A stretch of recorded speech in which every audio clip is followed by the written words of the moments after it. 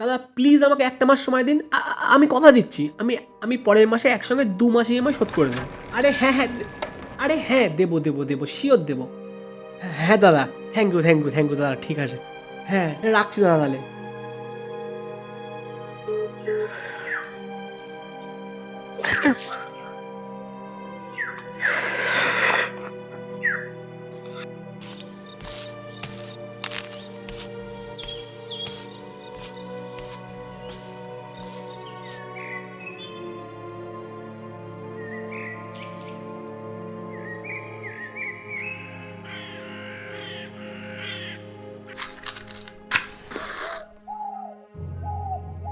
দিনে কটা?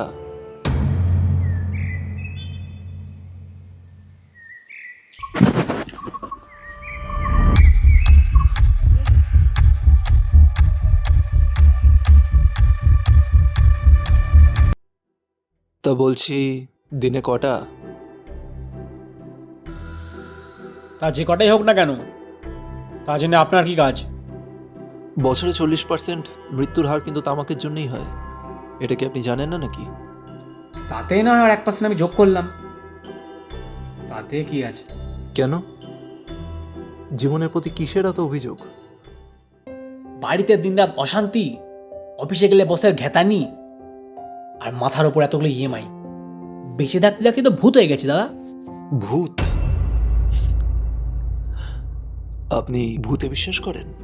ধুর মশাই, ওসব ছাই পাশ জিনিসে এখন কেউ বিশ্বাস করে নাকি? কেন? চোখে দেখেননি বলে বিশ্বাস করবেন না? আর যদি বলি আমি ভূত? আচ্ছা, তাহলে একটু অদৃশ্য হয়ে দেখান দেখি। ভূত মানে কি সবসময় অদৃশ্য হতে হবে? সে, তাহলে তো আমিও ভূত।